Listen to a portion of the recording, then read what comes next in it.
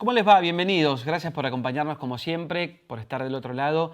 Estamos en la mesa. Gracias por seguirnos siempre en el canal de Sigma Agro y tenemos un programa hoy espectacular. Vamos a hablar de sustentabilidad, de buenas prácticas. Tenemos además invitados que de esto saben y mucho. Y además nos vamos a centrar después en uno de los cultivos más importantes que tiene la Argentina, que es justamente la soja, donde también se está trabajando fuertemente en función de esta sostenibilidad y sustentabilidad, palabras que venimos utilizando mucho en este último tiempo, en estos últimos años, de las que vamos a hablar y las vamos a explicar. Vamos a tratar de explicar estos conceptos que a veces usamos mucho, pero que después nos cuesta comprender. Y vamos además a explicar de qué manera estos se llevan adelante con buenas prácticas, por ejemplo. Así que presento a la mesa que está aquí con nosotros Emilia Macor, que es ingeniera agrónoma y presidenta de Presid Joven. Gracias por estar acá. Muchas gracias, muchas gracias. Es un placer acompañar este programa y gracias por invitarme. Igualmente, igualmente. Está con nosotros también Sol Muñoz, que es ingeniera agrónoma del equipo de acción territorial de CASAFE. Gracias. No, gracias a ustedes. Muy contenta de estar acá y compartir la mesa. Gracias. Muchas gracias. Y también, bueno, Rodolfo Rossi, ingeniero agrónomo, presidente de AgSoja, la cadena de la soja, y además pionero e impulsor de la biotecnología agrícola en Latinoamérica. Rodolfo, siempre un placer que estés aquí participando de un programa conmigo. Gracias. Gracias, Daniel, por invitarme. Un placer. Bueno, recién estábamos hablando de, yo dije sustentabilidad, dije buenas prácticas. ¿Hay manera de describir estas palabras para poner una suerte de marco en esto? Rodolfo, se viene hablando, por ejemplo, mucho de la sustentabilidad, de la producción agropecuaria. ¿Hay manera de explicar qué es y cómo se trabaja en la Argentina en términos de sustentabilidad productiva? Sí, bueno, Argentina tiene una experiencia de muchos años en tomar el tema de la sustentabilidad como parte del sistema productivo argentino, ¿no? Y hablamos del sistema productivo porque no hablamos de un cultivo, del otro, o de la ganadería y la agricultura, sino hablamos de todo un proceso donde básicamente impulsado por lo que es la siembra directa. Acá tenemos representantes de APRESID que comenzó muy tibiamente en los años 80 y se fue constituyendo en quizá el pilar fundamental que tiene la agricultura argentina. Y luego, bueno, todo lo que tiene que ver con la rotación de cultivos, el menor uso de insumos, el producir más con menos. Y hoy, bueno, ya hablando de lo que se llama las emisiones, la captura, temas más modernos, digamos, donde el sistema de producción argentino tiene mucho para dar frente al mundo. En esto somos realmente, nos estamos destacando, ¿no?, frente al mundo, y es un valor agregado que tiene nuestra producción que muchas veces nos cuesta poder demostrar en el mundo de que realmente es un progreso en cuanto a producir de una manera, como se dice, ¿no?, más sostenible, ahorrando recursos. Claro. Y tratando de abastecer con inocuidad también alimentaria al mundo que lo necesita. O sea, básicamente la Argentina, digo, que está un paso adelante del resto del mundo y eso lo tenemos que seguir mostrando. A veces es difícil y hay gran esfuerzo por hacerlo. Y hoy, bueno, los países nos están copiando. Por supuesto, cada país tiene su sistema productivo, su agroecología, ¿no?, sus tipos de suelo, o sea, el tamaño, digamos, de la ventana de producción, bueno, una serie de cosas, y cada uno lo va acomodando. Nosotros, como un país templado, tenemos evidentemente muchas cosas muy parecidas a algunas regiones de Europa y básicamente al centro de Estados Unidos, en general, ¿no? Claro, claro. Pero bueno, hay países que también están en esta saga, como se dice en portugués, como el Brasil, también en valorar mucho lo que es la siembra directa, la rotación de cultivos y eso, que a veces no se hacen por razones económicas, pero no porque el productor no la quiera hacer, ¿no? Claro. Se trabaja fuerte en buenas prácticas, además, desde hace mucho tiempo. Sí, nosotros en CASAFE tenemos, bueno, venimos impulsando y promoviendo las buenas prácticas desde hace muchísimos años. Tenemos un programa de capacitaciones que debe tener aproximadamente 15 años, que fue creciendo, ¿no? Hoy tenemos todo un equipo también que destina su tiempo a capacitar a todo tipo de público, personas que producen, aplicadores, escuelas, docentes, público en general. Y bueno, el año pasado alcanzamos a 61.000 personas, que la verdad que es muchísimo. Eso muestra un poco las recorridas que hace el equipo. ¿Cuáles son esas buenas prácticas? Bueno, un poco las mencionó Rodolfo. Las buenas prácticas en las que nosotros hoy hacemos mucho foco es en lo de los fitosanitarios. porque hoy son lo que más cuestionado está, el uso de esta tecnología, ¿no? Entonces, nuestro foco está en el uso del equipo de protección personal como básico, ¿no? Al momento de aplicar un producto, la lectura de la etiqueta de los productos, los marbetes tienen toda la información necesaria para hacer una buena práctica, rotación de los modos de acción, son muchísimas, nosotros en nuestro programa intentamos abordar todo y hoy estamos también, lo escuchaba Rodolfo, estamos como ampliando un poco la mirada, ¿no? De estas buenas prácticas que para muchos es una novedad todavía, tenemos algunas encuestas que hemos hecho y hoy sabemos que el 80% de, por lo menos los encuestados, aplican alguna buena práctica. Okay. Pero hay un 20% que no lo hacía. Lo que intentamos, aún hoy, lo que intentamos pensar también en la encuesta es cuál es la predisposición que tienen estas personas a, si bien no lo hacen, a hacerlo. Sí. Y por lo menos este 20% todos dijeron no lo hacemos, pero de mínima tenemos pensado, por ejemplo, incorporar el uso del equipo de protección personal. Obviamente la encuesta no te dice si es por desconocimiento o es simplemente por desconocimiento de que existe un equipo de protección, desconocimiento de los riesgos que implica el no uso o simplemente es algo deliberado que, digamos, que no lo usan. Pero bueno, estas son algunas de las buenas prácticas.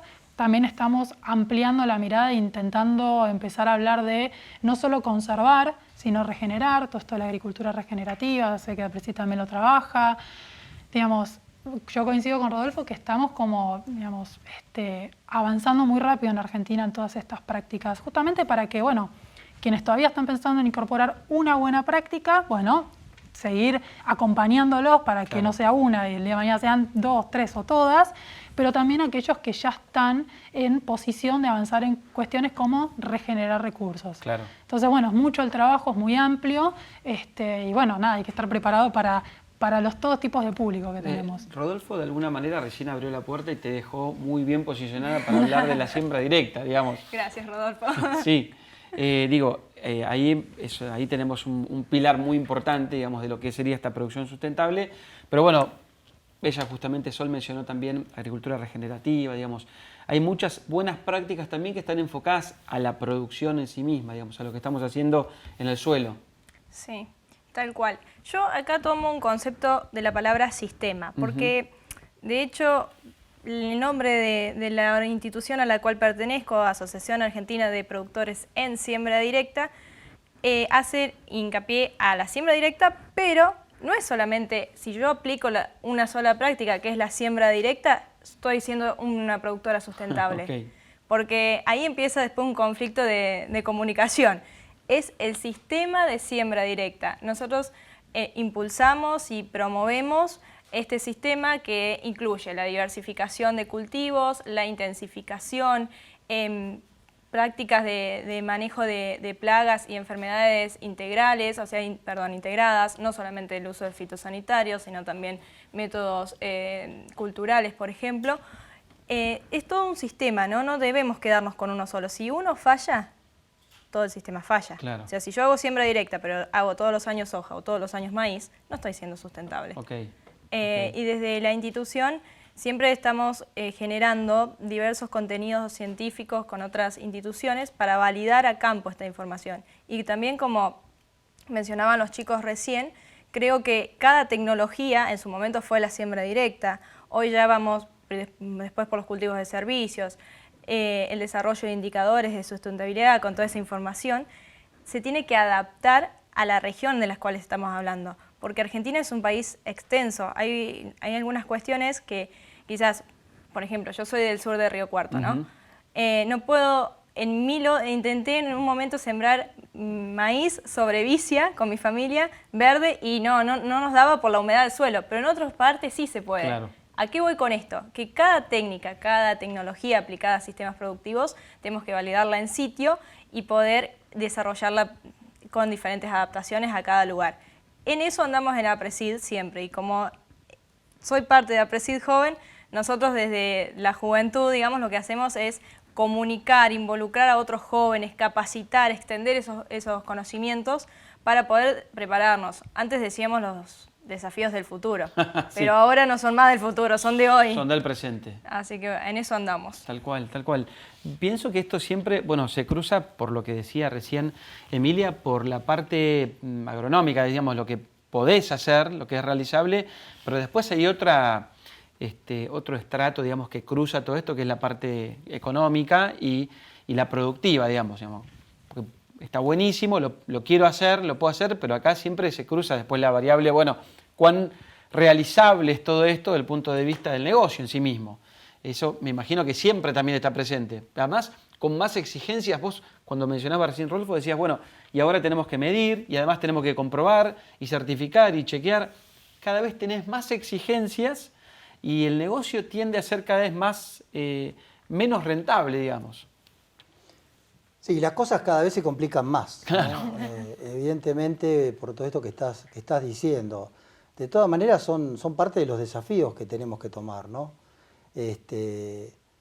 Yo valoro mucho lo que el consumidor quiere, aunque entre comillas, donde quiere saber dónde se hace un producto, Seguro. cómo se desarrolla, cuál es la cadena que tiene, qué cadena de custodia tenés que implementar, o sea, cómo lo pones en un envase de un determinado tipo, si hay una economía circular atrás de ese envase, o sea, Claro.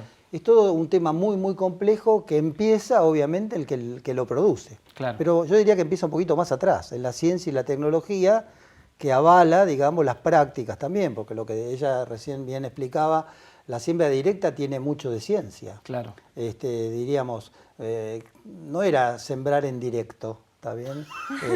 Cuando se empezó a estudiar un poco más cuáles eran los beneficios que traía desde el punto de vista de la microbiología del suelo, del consumo de agua, de la eficiencia de los fertilizantes, bueno, una larga lista de temas, la ciencia y la tecnología le fueron dando argumentos, digamos, a todo eso.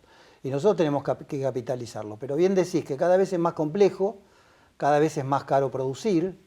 Los alimentos, si uno compara, los productos del campo, si uno compara con 30 años atrás, valen más del doble o el triple. Sin embargo, no alcanza para que el margen bruto nos dé. Tal cual. Entonces, bueno, por un lado está bien, por otro lado hay un mundo que pide que los alimentos sean más baratos. Y después también tenemos justificaciones donde decimos que no es solamente la materia prima o el producto recién industrializado el que le cambia el precio a un producto, sino que son muchos más factores. Pero sí, el mundo es más complejo, con lo cual producir es más complejo y es más caro y cuesta más. Y ya para terminar, digamos, por ejemplo, en lo que es el mejoramiento genético, que es mi especialidad, hace muchísimos años se hacía de una manera muy, muy elemental, digamos, y hoy tenés a mano la ingeniería genética, la edición génica, la inteligencia artificial, tenés un costo, digamos, para ganar un poquito de rendimiento, que antes lo ganabas lo que llamamos salto genético, con menos inversión, podríamos llegar a decirlo, con menos tecnología, hoy lo puedes hacer más rápido, pero con mucho más costo. Y el productor lo que quiere es un producto mejor, y ese producto evidentemente lo quiere rápido. Y bueno, tenemos las herramientas para hacerlo, pero bueno, es más complejo y es más caro, como bien decís. ¿Con qué velocidad sale un mejoramiento genético en promedio? En el caso Bueno, de la soja, ¿no? cuando se pone todo en funcionamiento en 6 años desde el momento que empieza el cruzamiento o la predicción de ese cruzamiento. Antes eso era todo mucho más artesanal, hoy tenés sistemas software, digamos, inteligencia artificial que te hace poder predecir a dónde querés llegar y cómo llegar. Pero bueno, sí, podemos hablar de 6, 7 años. ¿En soja es más rápido que en otros cultivos? No, depende. Más o menos. Los híbridos tienen a veces la ventaja de que vos ya una parte la tenés y tenés que desarrollar la otra mitad. Se usa mucho el bacross en el caso del maíz o de los cultivos alógamos. Claro. Más o menos es lo mismo. En el caso de las autogamas no. Y después está la velocidad de reproducción, Claro. donde se usa muchas veces producciones de invierno en distintos lugares del país o fuera del país que aceleran o no todo ese proceso, pero más o menos es lo mismo. Sol, hay un consumidor además que quiere que se certifique todo esto que estábamos charlando recién, ¿no? Y que es más demandante también, que es más exigente. Digo, la exigencia no está solamente desde el punto de vista de la producción, no la tiene solamente el productor, la tiene también el consumidor en definitiva. que pide estos sellos, que pide las buenas prácticas, que las reclama cada vez más? Sí, es súper interesante. Respecto al consumidor, yo tengo un punto de vista, ocurren dos cosas. Primero, la responsabilidad que tenemos como sector en la producción de los alimentos, que es un poco lo que describía Rodolfo. Y después hay con el consumidor una responsabilidad del propio consumidor. Entonces, respecto a la nuestra, digamos, la parte productiva, sí, hay mucha, digamos, exigencia y bienvenida sea, ¿no? Porque creo que eso también nos permitió empezar a hablar de las buenas prácticas de otra manera. Y hablábamos de los costos recién y yo pensaba, digo, claro, en muchas ocasiones aplicar una buena práctica es más caro. Seguro, sí. Pero el problema está en que seguimos discutiendo si la buena práctica sigue o la buena práctica no, cuando en realidad debiera ser la única alternativa. Claro. Porque, digamos, nadie se pone a discutir si qué elijo, ¿lo hago bien o lo hago mal? Todos deberíamos ir por la única opción de hacerlo bien. Sí. Entonces eso a veces me genera como, digamos, me pongo un poco a pensar y introspectivamente, digo, bueno, después existen, digamos, las normativas, digamos, a nivel país, que hoy hay una obligatoriedad de aplicar las BPA, por si quedaban dudas, bueno, tenemos hoy una normativa que nos obliga, pero bueno, también somos hijos del rigor. Si hay una normativa, pero nadie me controla, ¿viste? Claro. Por ahí. También pienso a veces que a veces se hace lo posible, por ahí no lo que uno anhela, ¿no? Exacto. Por eso, digamos, tampoco nos ponemos exigentes, ¿no? Como entendemos las realidades que son de lo más diversas que existen, o sea, hay gente que va a poder implementarlas, hay gente que no, pero bueno, hoy tenemos una normativa, tenemos un marco legal que dice, bueno, las prácticas hay que aplicarlas en lo que es hortícola, frutícola. Hoy también los mercados, de alguna manera, o sea, oportunidades de mercado, también obligan de alguna manera a los que producen a producir bajo buenas prácticas. Claro, claro. Si vos querés que tu producción sea parte de este mercado, tiene que cumplir con ciertos requisitos. Claro. Y después hay normas IRAM también de buenas prácticas, todo lo que tiene que ver la aplicación de fitosanitarios con máquina terrestre, aérea. Digamos, hay un montón de marcos, digamos, normativos que nos permiten tener una guía, ¿no? Para aplicar las BPA. Y después también está un poco lo que a mí me gusta traer esto porque es interesante, la responsabilidad del propio consumidor. Hace poquito nos pasó en una charla que estábamos viendo, estábamos describiendo, bueno, lo que era una producción intensiva. Sí. Dice, bueno, ¿tiene que ver con que el tipo de producción, con que el tomate no tiene gusto a nada? Y me pareció interesante, era una persona no vinculada al sector. Seguro. Entonces yo digo, mira, ¿vos querés comer un tomate rico en junio? Entonces, ¿qué pasa? Ahora que se nos recomplica conseguir buenos tomates. Bueno, entonces... Justo, exacto, viste en la tecla. Exacto. Entonces, un poco hay una parte que también depende del consumidor y lo digo y lo traigo porque me parece que también es un desafío para nosotros. Con esto de que el campo está tan lejos de la ciudad. Bueno, hay que también tal vez enseñarle a estas personas que nada. Que es raro encontrar un buen tomate en julio y junio. Exactamente, pero lo más probable es que no tengan idea, no hay una malicia en la pregunta, ¿no? Tal cual. Entonces, respecto al consumidor me parece súper interesante. Creemos que todo se consume durante todo el año porque se hace todo el año y no es tan así. No es tan así. Entonces me parece súper interesante la mirada de esto del consumidor, así que gracias por la pregunta, muy buena. Emilia, hay desde APRESID, me imagino, un impulso que se le da a estas buenas prácticas también, digamos. En parte vos lo mencionaste al principio, pero arrancan con la siembra directa, pero es un sistema esto. Bueno, ¿cómo es el proceso ese para ayudar a los productores a ir cada vez mejor en esas buenas prácticas? Para que puedan seguir avanzando y tomar los desafíos de los que hablábamos recién con Rodolfo, que son cada vez más demandas, ¿no? Hasta medir, por ejemplo, carbono, digamos, un montón de cosas de las que hoy se hablan. Bueno, mira, ahí es donde APRESID tiene todo como una estructura interna de programas, de diferentes vinculaciones, porque la misión es, promover sistemas de producción sustentable basado en la ciencia, tecnología y gestión del conocimiento en red. Bueno, pero bajámelo a tierra todo esto. ¿Cómo es eso? Claro.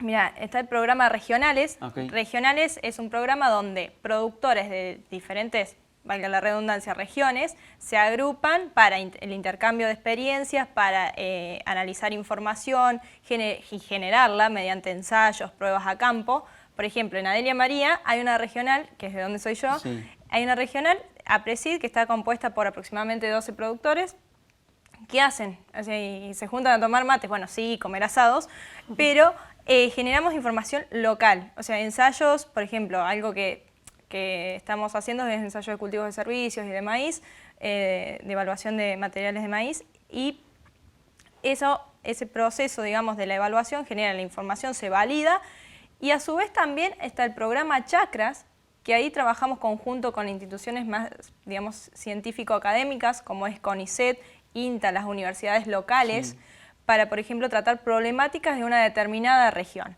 Justamente en la zona de Córdoba, en el sur de Córdoba, está la Chacra sur de Córdoba, donde un joven de APRESID coordina la chacra y por ahí nos cuenta en qué anda y nos dice, che, estamos arrancando con la validación de indicadores de salud de suelo, por ejemplo, infiltración, el desarrollo de la microfauna, y ahí es donde empezamos a extender mediante después los resultados en jornadas técnicas a campo.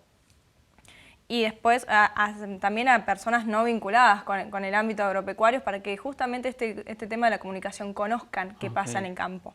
Entonces es un proceso continuo de co-creación con el productor, porque ¿qué es APRESID? Sí, es una institución formada por y para productores. Entonces, hacen que circule esa información. Exacto, que circule, que llegue, porque la información a veces está, pero ¿qué pasa? No se conoce. Claro. O no llega cuando tiene que llegar en la forma que tiene que llegar. Así que creo que es un trabajo que, a ver, tenemos mucho para mejorar, estamos haciendo mucho, pero también hay bastante para mejorar. De hecho, a ver, uno de los temas que siempre debatimos las juventudes del agro cuando nos juntamos, y el tema de la comunicación en el agro. Y a ver, yo desde lo personal, por ahí me canso de escuchar y tenemos que hacer, pero hagamos, vamos. Claro. Porque no nos podemos quedar, y está mal la comunicación. Entonces ahí es donde tenemos que mejorar quizás la comunicación hacia afuera de la tranquera, porque hacia adentro como la generación de datos, informes, ensayos, la tenemos bastante afilada. Lo que no nos falta por ahí, lo que nos falta un poquito más, es hacia el consumidor, contar qué estamos haciendo, cómo somos más sustentables. Y también para recibir críticas, porque la crítica constructiva nos enseña y nos ayuda a mejorar. Seguro. Siempre y cuando sean constructivas, todo suma. Sí, seguro, seguro. Miren, quiero compartir con ustedes y también con ustedes que están aquí en la mesa. Hace muy poquito estuvimos en el programa algunos invitados que también tuvieron la oportunidad de hablar sobre la sustentabilidad y los procesos productivos. Lo voy a revisar porque estuvieron con nosotros Josefina Vecino Begó, que es coordinadora general del BISEC, Juan Castro, de sustentabilidad en el Ateneo de la Sociedad Rural, y Sergio Halfin, que es meteorólogo. Y con los tres salió algo bastante interesante que quiero que compartamos con ustedes. La cuestión de sustentabilidad es una cuestión central en los jóvenes. Porque ya nacieron con esto, o sea, nacieron dentro de una generación, o forman parte, mejor dicho, de una generación que ya tenía incorporado estos conceptos. Y nosotros a la mirada de sustentabilidad le agregamos la sostenibilidad social, económica y ambiental. Claro. ¿Sí? No es sustentabilidad o productividad. Va todo de la mano y hay forma de pensarlo de la mano. Entonces creo que es un gran valor que está teniendo nuestra generación. Depende de nosotros poder mejorar el factor medioambiental de la Argentina. Bueno, en este abanico que va y vuelve de la mesa, recién te veía reaccionar frente a uno de los chicos que mencionó algo que te llamó la atención. Sí. Nosotros venimos, como decía Juan, con el chip de la sustentabilidad y consideramos, bueno, en APRESID, y también comparto esta visión de manera personal, la productividad para sostenerla en el tiempo necesita de ser sustentable. Sin sustentabilidad perdemos productividad a largo plazo y la población va con tendencia al crecimiento y el planeta no se agranda en superficie. Entonces, como decía recién el compañero acá, tenemos que producir más con menos. Claro. Y ahí vamos al tema de aprender a ser más eficiente, a ser más sustentable. Y por ahí es un gran desafío que tenemos desde el ámbito agropecuario, porque apuntamos a una sustentabilidad ambiental, pero cuando pierde la pata económica, por ahí se complica. Claro. Y ahí es donde está la parte de gestión del conocimiento en red y las redes. Porque no somos solamente los productores los que tenemos que luchar y alcanzar esa sustentabilidad, sino las cadenas agroalimentarias, la industria, el productor, el Estado, las instituciones. Yo creo que el trabajo colaborativo acá es la vía para lograr estos resultados en materia de sustentabilidad. Claro. Porque con políticas claras, por ejemplo, con un contexto macroeconómico con menor incertidumbre, uno puede planificar a largo plazo y por ahí mejorar, obviamente, en términos de sustentabilidad. Porque, a ver, voy a un ejemplo práctico. La rotación de cultivos. Cuando yo tengo el alquiler de un campo, o sea, el arrendamiento por un año, ¿cómo planifico la rotación? Es difícil. O los planteos de fertilización. Sí, a ver, hoy hablamos de que la eficiencia de conversión entre el kilo de insumo y el kilo de grano no son buenas. Sí, eso es entendible, pero a ver, ¿cómo yo planifico un aumento de las partes por millón de fósforo en el suelo de acá a 5 años? Si el año que viene no sé si voy a poder sembrar en ese campo, en ese lote. ¿Qué voy a sembrar? Claro. Entonces ahí es donde creo que es un accionar conjunto. Porque, a ver, el consumidor sí, por ahí está más exigente y es a lo que tenemos que responder, porque ¿qué pasa? No somos productores de grano, somos productores de alimentos. Somos productores de grano en primera instancia, pero ¿para qué? Para producir alimentos, para producir carne, y ahí tenemos que apuntar e integrar al consumidor. Yo siempre digo, no es el consumidor o el productor, es el consumidor y el productor, es un feedback y un ida y vuelta, y creo que ahí está el crecimiento. Cuando vos compartís y gestionás el conocimiento justamente en red, es mucho mayor, digamos, la experiencia a niveles prácticos que se puede desarrollar, o sea, es exponencial el crecimiento. Ella dijo recién instituciones y cadenas productivas, así que casi que en Sí, ese orden les voy a preguntar. Sí, no, de hecho, la escuchaba hablar a Emilia y en realidad son una asociación de productores para productores, pero trabajan súper integrados a otras instituciones porque trabajan, por ejemplo, con nosotros. Nosotros somos una asociación de empresas del agro. Hoy fabrican y desarrollan productos fitosanitarios y otras tecnologías. Y trabajamos súper en alianza.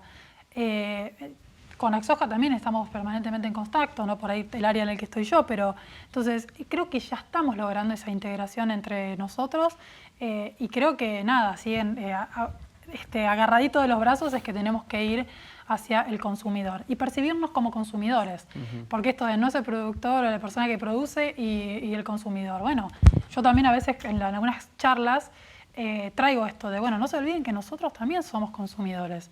A mí también me importa, además de pertenecer al sector, me importa qué es lo que como, cómo se está produciendo. Claro. Me importa hasta cuando compro una remera, la cantidad de bolsitas que trae. La bolsita, el paquetito, la bolsa. Cuando lo abrí decís, bueno, me compré esta remera, pero tengo... ¿no? Claro. Entonces, digamos, en todos los ámbitos de nuestra vida está esto de la sustentabilidad atravesándonos e interpelándonos. Rodolfo, de las cadenas hablamos recién y este proceso también para lograr la sustentabilidad. ¿La cadena qué puede hacer? Bueno, la cadena está formada por varios eslabones, como acá bien recién se dijo, donde empieza en la ciencia, ¿no? Y termina en el consumidor, ¿no?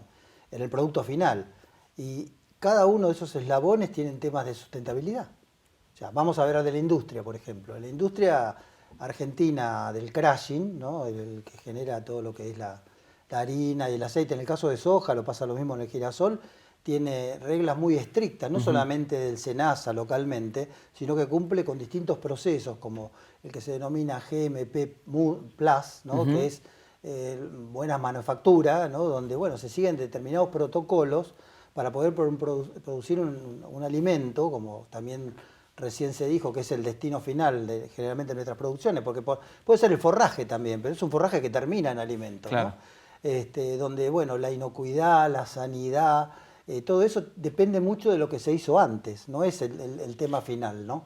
Entonces, ese es un caso de la industria y bueno, hemos hablado acá de la parte agronómica de la sustentabilidad, pero cada uno de los eslabones está comprometido con la sustentabilidad. Hoy sustentabilidad es como se dice, en el uso de los insumos, ¿no? En esto que decimos de producir más con menos, pero bueno, de qué manera manejamos los insumos, pero también cómo se producen esos insumos. Claro. O sea, cuando tenemos que analizar lo que hoy vemos, una huella de carbono, bueno, tal fertilizante, ¿qué huella de carbono llegó ¿con qué huella de carbono llegó a mi campo? Claro. Entonces, ¿qué se hizo para producirlo y cómo se hizo? Y bueno, seguramente hay algo atrás que va a mejorar o no la calidad de ese producto, ¿no? Para incorporarlo en el sistema productivo, ¿no? Ahora te voy a hacer una pregunta más, Rodolfo. Antes les aviso que en la última ronda, que es la próxima, les voy a preguntar algo acerca de, porque el concepto acá de nuestro programa, que si bien es en la mesa, tiene aparejada una cuestión muy, pero muy directa y vinculada con la producción y con la Argentina en sí misma. Así que la próxima pregunta va en función de estos conceptos donde se menciona mucho la palabra patria o argentinidad, etc. Así que la última va por ahí. Ya les doy este pie para que puedan ir pensando algunas respuestas, pero les voy a preguntar sobre eso. Antes quiero preguntarte, Rodolfo, la soja, en todas estas cuestiones de las que estamos hablando y de sustentabilidad, ¿por qué crees que en algunos lugares es quizá como la más apuntada? ¿O por qué se le exige tanto más a la soja? Bueno, la soja de alguna manera fue la que favoreció la expansión agropecuaria, eso está clarísimo. Si bien muchas veces otros cultivos fueron los que irrumpieron, la soja, básicamente en lo que es Latinoamérica, en lo que es Brasil, Paraguay, etcétera, fue el primer cultivo que hizo a la expansión agropecuaria. De todas maneras, esa expansión, si uno lleva todos los conceptos que estamos hablando en esta mesa, evidentemente es una apertura de un área, ¿está bien? Sea una zona que, como la pampa húmeda, o puede ser una zona que fue boscosa o no. Pero después, bueno, seguir la práctica de las rotaciones, básicamente, como parte del sistema, es fundamental. Entonces, se la señaló de esa manera, pero bueno, en la historia, yo que tengo unos cuantos años, hemos pasado etapas muy fuertes con los agroquímicos, con los transgénicos, después a ver dónde le pego a la soja, le pego a esto o lo otro. Y desde el punto de vista agronómico, la soja es cierto que no tiene, por ejemplo, la captura de carbono que tiene un maíz o que tiene una planta C4, ¿no? Pero la soja es muy cara para producir lo que produce. Pensemos que hay un 35 al 40% de proteína, que es la proteína vegetal más importante para producir la proteína animal en el mundo, y un 20% de aceite. Eso es muy costoso metabólicamente, ¿no? Yo no digo que el maíz o la caña de azúcar no sea importante, los azúcares, que también tienen algo de proteína y también tienen algo de aceite. Claro. Pero es muy costoso y evidentemente la soja no es sostenible sola, como ningún monocultivo. Un colega tuyo hace no mucho, haciendo un reportaje de la historia, digamos, en la Argentina, cuando yo empecé a trabajar en la zona del sur de Santa Fe, el problema era el monocultivo de maíz. Para las chicas probablemente es una novedad lo que le estoy diciendo. Claro. Y fue tanto lo que picó ese tema. Había un proyecto del INTA que se llamaba Caseros Constitución, que son dos departamentos de Santa Fe, que era enfocando, digamos, a bajar la producción de maíz, porque realmente era un monocultivo el maíz. Uno de mis primeros trabajos, más allá de lo que era el mejoramiento genético, fueron parcelas estáticas donde ensayábamos el monocultivo del maíz, el monocultivo de soja y la rotación soja-maíz. Con un paquete de fertilizantes, etcétera, etcétera. Lo presentamos en un congreso allá lejos en Pergamino de maíz, ese trabajo. Y eso venía porque el problema era ese. Después, claro, se pasó de revoluciones la cosa. Y ahí no fue la expansión la soja, ¿no? Claro. Después el partido de Pergamino se convirtió en algo verde del color de la soja. Pero bueno, creo que la soja es parte del sistema productivo. Y como ejemplo final te puedo dar de este comentario, Europa hoy está invirtiendo 2.000 millones de dólares en Europa para desarrollar las legumbres donde la soja es una legumbre. ¿Por qué? Por la captación de nitrógeno que hacen en el suelo. Claro. Europa es un país que tiene el 90% prácticamente de producción de cereales, donde el nitrógeno, con un mal usado también a veces, o por necesidad, contamina las aguas, etcétera. Y bueno, hoy están haciendo programas de trabajo a nivel público, a nivel privado, promovidos y subsidiados, como acostumbra hacer Europa, para desarrollar todo el tema legumbres, porque el tema del nitrógeno es un tema que lo tienen que ir manejando de una manera sostenible o sustentable. ¿Qué es hacer patria, Emilia? Y nosotros que en el campo lo usamos mucho la palabra patria, por ahí le podemos dar un buen mensaje a la gente. Se me cayó el aire, a la gente. Me súper motiva mucho la palabra patria y me mueve mucho porque ganamos la Copa América hace poco, ¿viste? 100%. Para mí hacer patria es contribuir al desarrollo de la comunidad en la que vivimos dentro de nuestro país, ya sea desde nuestro lugar como productores, como estudiantes, como consumidores. para generar desarrollo. ¿Y con qué voy a desarrollo? Creo que a una mejor condición de vida para todos. Y para eso necesitamos trabajar juntos, hacer patria juntos. Yo hago patria más vos haces patria, pero yo y vos hacemos patria es mucho más, con mucho mayor impacto, generamos mucho más impacto. Para mí es eso, y la verdad que tengo, no sé si por decirlo así, la suerte, pero desde los 16 años que estoy participando en instituciones agro, donde más allá de aprender profesionalmente como agrónoma hoy y como estudiante en su momento, y sigo aprendiendo mucho, ¿no? Me falta, nada que ver a los chicos acá, también mucho desarrollo personal, y fue la única, digamos, no sé si la única, pero la primera forma en la que yo vi que podía aportar un granito a la comunidad en la que vivía, por fuera del campo de mi familia, y por fuera, digamos, de mi centro, digamos, claro, de mi casa. O sea, desde hacer una colecta de alimentos para una institución en el pueblo, hasta organizar un panel en el Congreso APRESID conjunto al equipo de la Mesa Joven para generar conciencia sobre la trazabilidad de alimentos, por claro, ejemplo, o sobre sustentabilidad. Yo creo que es la manera, ¿no?, de que uno encuentra por ahí de colaborar, y hacer patria es justamente, para mí, es generar impacto positivo en la comunidad en la que vivimos y apostar al desarrollo del país. Qué bueno, con esos actos. Sol.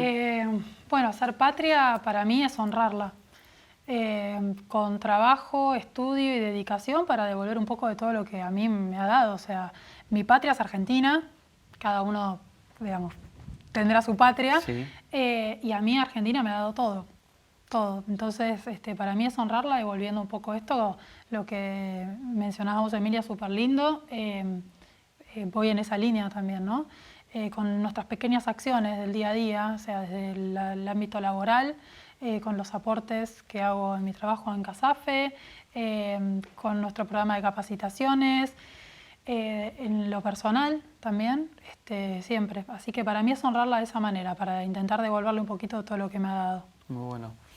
¿Qué decís, Rodolfo? Yo creo que patria es un concepto personal, creo que es un sentimiento.